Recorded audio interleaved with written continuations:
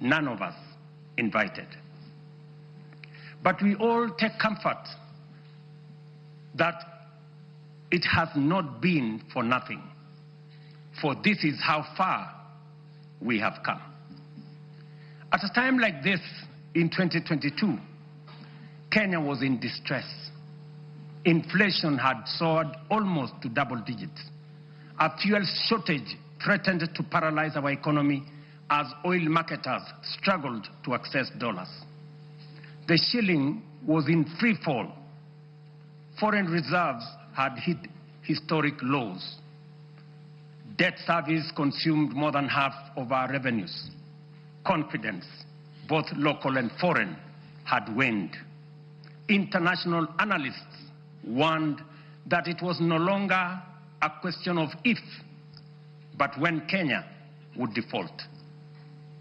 Within that context, we acted.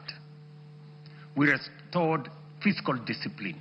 We eliminated wasteful subsidies. We rationalized public expenditure. We strengthened revenue collection and placed our economy on a path of recovery and sustainability. Inflation, which stood at 9.6% in 2022, has steadily declined to 4.6% as of last month, bringing much needed relief to households. The shilling, once in perilous downward spiral, has stabilized at 129 to the dollar for nearly 2 years, a direct consequence of prudent monetary policy and disciplined fiscal management.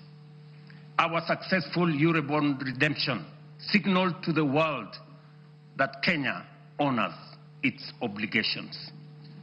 3 years ago, Kenya